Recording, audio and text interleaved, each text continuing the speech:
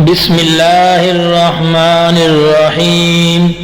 مکہ مکرمہ میں ایک عبادت گزار حاجی صاحب رہتے تھے۔ وہ کہیں جا رہے تھے، راستہ میں ایک ریشمی تھیلی ملی جس میں ایک قیمتی ہار تھا۔ بڑا قیمتی ہار ہے، ہیرے جوہرات اس میں جڑے ہوئے ہیں۔ یہ تو بہت قیمتی ہے، اسے چھپا لینا چاہیے۔ اللہ کا ڈر غالب آیا، اللہ کا خوف غالب آیا۔ بھائی اللہ تو دیکھ رہا ہے، اگر اسے چھپا لیا تو اللہ کہیں بھی پکڑ سکتا ہے اور جہنم میں ڈال سکتا ہے، تو میں کیا کروں گا؟ اس لیے اس کو چھپانے کے بجائے طے کر لیا کہ مالک ملے گا تو میں مالک کے حوالے کر دوں گا۔ اتفاق سے مالک بھی مل گیا۔ کوئی تلاش کرتا پھر رہا ہے، بھائی میرا ہار گم ہو گیا ہے۔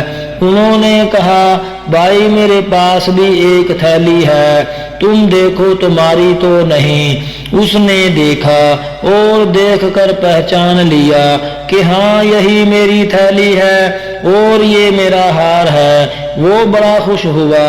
تاجر نے اس کو 500 اشرفیاں نکال کر انعام میں دیں۔ اس نے کہا مجھ کو انعام نہیں چاہیے، میں نے تو یہ جو کچھ کیا اللہ کو خوش کرنے کے لیے کیا، اللہ کی رضا کے لیے کیا، تیرے انعام کے لیے نہیں کیا۔ اس نے بہت اصرار کیا اور کہا میں نے نیت کی تھی اگر ہار مل جائے تو میں اس کے لانے والے کو 500 اشرفیاں دوں گا، اس لیے میں تم کو دے رہا ہوں۔ کہا کہ نہیں، مجھ کو 500 اشرفیاں نہیں چاہیے۔ بہرحال وہاں سے وہ چلا گیا اور اپنی بستی میں جا کے کہتا تھا کہ ایسا نیک آدمی نوجوان مجھ کو ملا، ایسا لڑکا اگر مجھ کو اپنے یہاں مل جاتا تو میں اپنی بیٹی کی شادی کر دیتا، اور وہ اپنے یہاں کا بہت بڑا تاجر تھا۔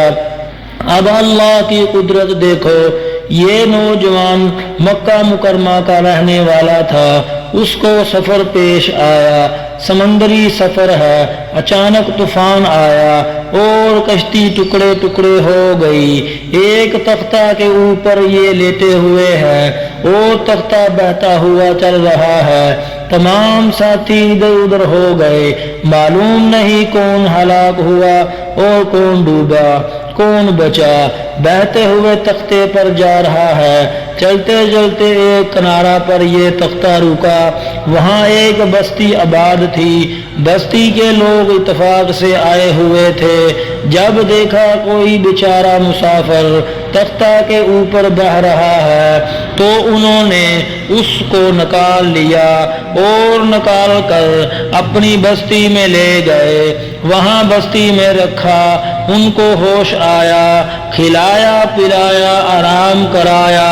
کئی دن گزر گئے، حالات معلوم کیے، یہ تو بڑے عالم ہیں اور بڑی مہارت بھی ان کو ہے، حافظ بھی ہے اور عالم بھی، اور بہت نیک صالح شخص ہیں، ان کو اپنے یہاں کا امام بنا لیا جائے۔ امام بنا لیا اور اپنے بچوں کو پڑھانے پر مقرر کر لیا، ان کی تنخواہ مقرر کر دی، اور سب نے ان کو اپنا شیخ بھی بنا لیا، اور اپنے سب کام ان کے مشورہ سے کرنے لگے۔ ان لوگوں نے سوچا کہ اتنے نیک آدمی مل گیا ہے، اتنا بڑا عالم، یہ کسی طرح یہاں سے چلا نہ جائے، اس لیے ایسی شکل کرنی چاہیے کہ یہ ہماری بستی میں رہے۔ ایسا نیک آدمی کا بستی سے چلے جانا تو ٹھیک نہیں۔ اس کی کیا شکل ہو؟ اس کی شکل یہ ہے کہ ان کی یہاں شادی کر دو۔ شادی کے لیے سوچا فلاں لڑکی مناسب ہے۔ ایک بڑے تاجر کا انتقال ہوا، ان کی بیٹی بہت خوبصورت، بہت حسین اور جوان، اسے رشتے کی ضرورت ہے۔ ان سے کہا بھائی فلاں رشتہ طے کر دیا جائے۔ لڑکی سے پوچھا، لڑکی بھی تیار ہو گئی۔ اس کے گھر والوں سے معلوم کیا، وہ بھی تیار ہو گئے۔ جب دونوں کی شادی ہو گئی اور یہ رات کو وہاں پہنچا اور بیوی سے ملاقات ہوئی تو دیکھا اس کے گلے میں وہی ہار پڑا ہوا ہے جو ہار ان کو مکہ مکرمہ میں ملا تھا، اور انہوں نے اس تاجر کو واپس کر دیا تھا اور انعام لینے سے بھی انکار کر دیا تھا۔ وہ تاجر کہتا تھا اگر یہ مجھے میرے یہاں مل جاتا تو میں اس کی شادی اپنی بیٹی سے کر دیتا۔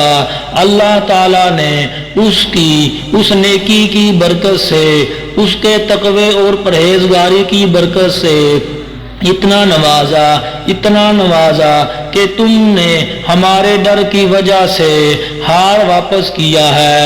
اب ہم ہار بھی دیں گے اور ہار والی بھی دیں گے۔ چنانچہ اللہ تعالیٰ نے وہ ہار بھی واپس کیا اور ہار والی بھی عطا کی۔ پھر یہ مکان اور کوٹھی بھی اور تجارت بھی اور جائیداد بھی اس تاجر کی وہ تمام کی تمام ملکیت اللہ تعالیٰ نے اس کو عطا کر دی۔ یہ ہے اللہ تعالیٰ کا ڈر، اللہ کا خوف۔ جس کے دل میں ڈر جاتا ہے، اللہ کا خوف ہوتا ہے، اللہ تعالیٰ اسے نیک دنیا میں بھی اسی طرح نوازتا ہے۔ اور بھائی یہ دنیا میں ہے اور آخرت میں بھی اللہ تعالیٰ نوازیں گے۔ تو بھائی ہم یہاں دنیا میں رہتے ہوئے اصل یہ کام کریں، ہم اللہ کا ڈر، اللہ کا خوف حاصل کریں، اس کی اطاعت فرما برداری کریں اور نافرمانیوں سے پرہیز کریں، اور اسی کے اوپر اللہ کی مدد آتی ہے۔ اللہ تم کو جزائے خیر عطا فرمائے۔